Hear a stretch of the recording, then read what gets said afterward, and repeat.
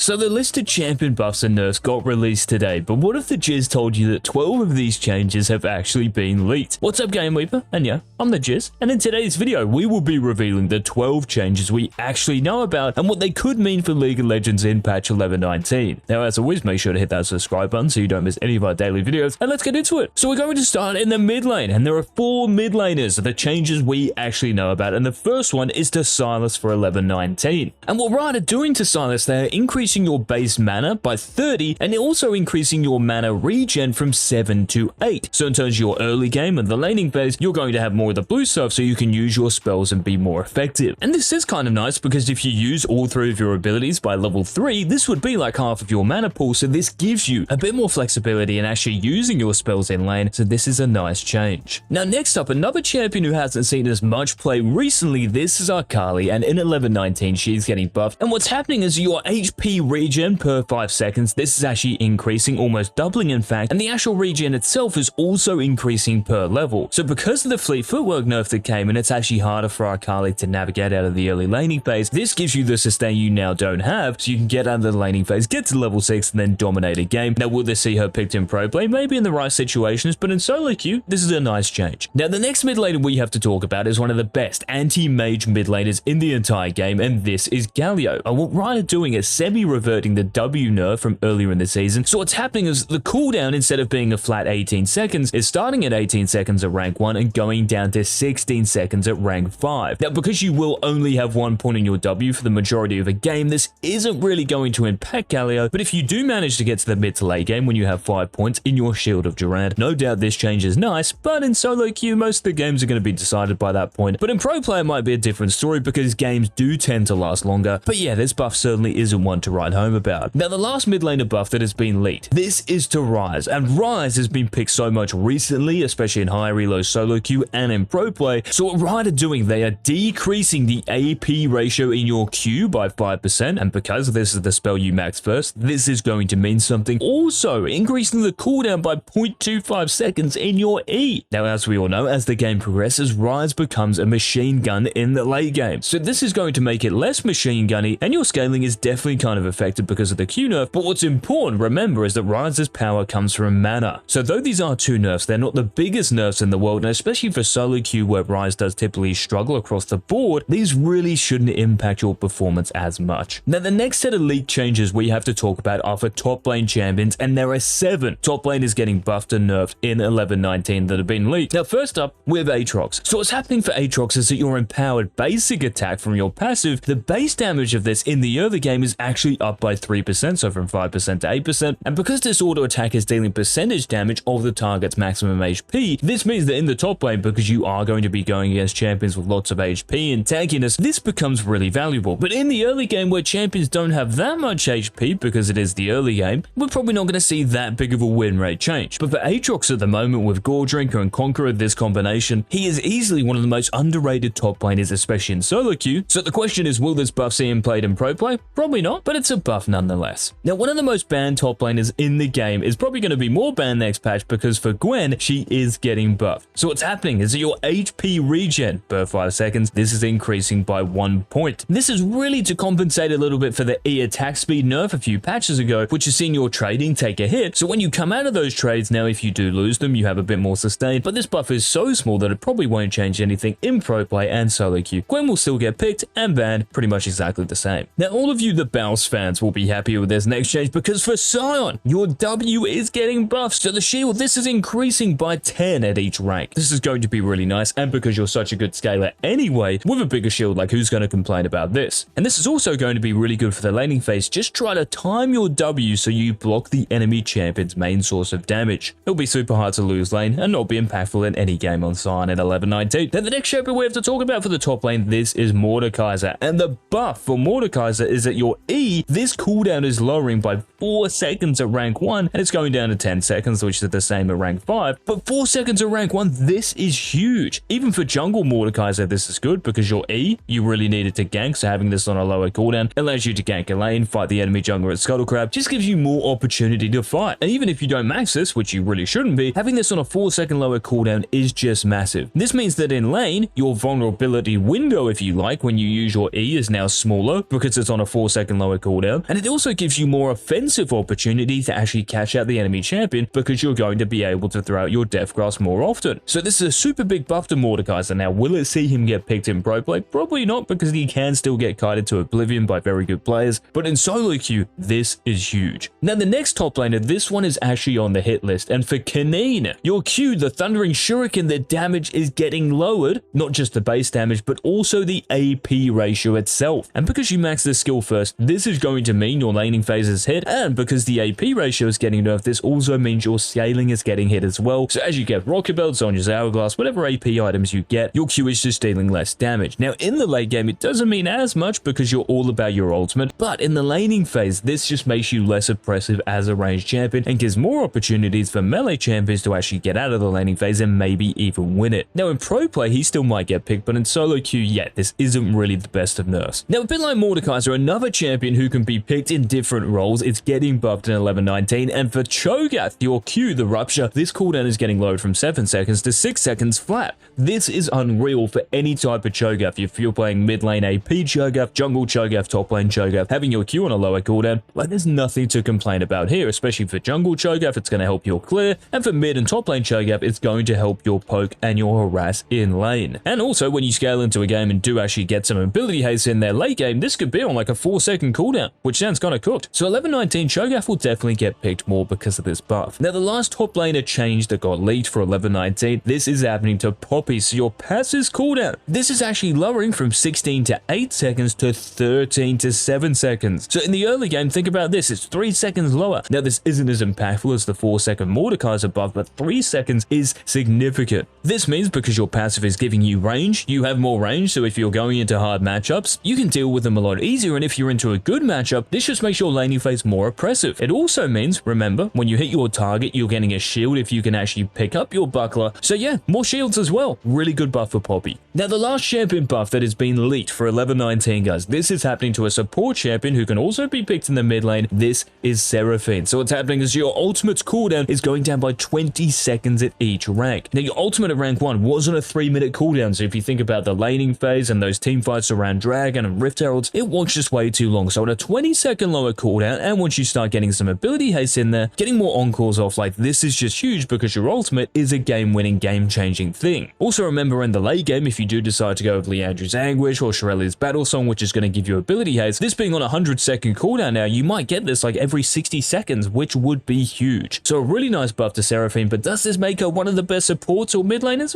Probably not the best, but definitely helps her out. So those are the 12 league changes for 11-19, guys. Let me know in the comments what you think of the changes, and as always, if you did enjoy the video, leave a like down below, and remember to check out the GameWeave website for everything you need to climb on League of Legends. Champion courses, guides, macro guides, micro guides, whatever it is you think you need, we definitely have it. So get signed up, links in the description or comment section, and until tomorrow's daily upload, this has been the GWEN.